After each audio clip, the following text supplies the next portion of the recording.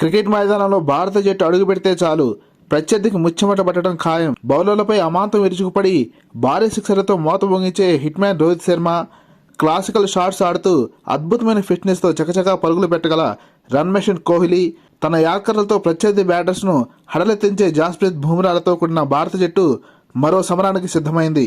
మరోవైపు భారత్తో పోల్చుకుంటే క్రికెట్లో అంత పెద్ద రికార్డ్స్ లేని బంగ్లాదేశ్ రీసెంట్గా పాకిస్తాన్ను తన సొంత గడ్డపై మట్టి కరిపించి టెస్ట్ సిరీస్ను 2-0తో క్లీన్ స్వీప్ చేసి ఇప్పుడు భారత్తో కీలక సమరానికి సిద్ధమైంది. స్పిన్ కనుగొలించే చెన్నై పిచ్పై సెప్టెంబర్ 19 నుంచి జరగబోయే మొదటి టెస్టుకు ఇరు జట్లు సిద్ధమవుతున్నాయి. కాకపోతే భారత లెజెండ్ క్రికెటర్ సునీల్ గవాస్కర్ చెప్పినట్లు భారత జట్టు బంగ్లాదేశ్ను అంత తేలిగ్గా తీసుకోకూడదు. ఎందుకంటే పాక్పై మొదటి టెస్టులో భారీగా వెనుకబడినప్పటికీ 191 పరుగుల భారీ ఇన్నింగ్స్తో మ్యాచ్ని గెలిపించిన ముష్ఫికర్ రహీం లాంటి సీనియర్ బ్యాటర్స్తో జాగ్రత్తగా వ్యవహరించాల్సి ఉంటుంది. అంతేకాదు రెండో టెస్టులో ఒక దశలో బంగ్లాదేశ్ 26 పరుగులకి 6 వికెట్లు కోల్పోయి పేకొల్లత కష్టాల నుంచి జట్టును పైకి లేపిన బంగ్లా బ్యాటర్ లిటన్ దాస్ అద్భుతమైన సెంచరీతో జట్టు ఎలా కాపాడుకున్నాడో మనం చూసాం.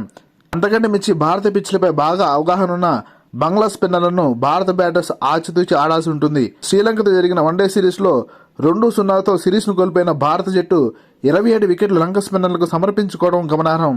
కీలకమైన వరల్డ్ టెస్ట్ ఛాంపియన్షిప్కు ముందు జరగబోయే ఈ టెస్ట్ సిరీస్ను భారత సీరియస్గా తీసుకుంటేనే మంచిది. ఇక్కడ జడేజా, అశ్విన్తో కూడిన స్పిన్ దళం ఎంత మేరకు బంగ్లాదేశ్ను చుట్టేయగలదనేదే కీలకం. లేటెస్ట్ క్రికెట్ అప్డేట్స్ కోసం ఈ వీడియోని లైక్ చేసి ఈ ఛానల్ సబ్స్క్రైబ్ చేస్తారని ఆశిస్తున్నాం. Thank you for watching.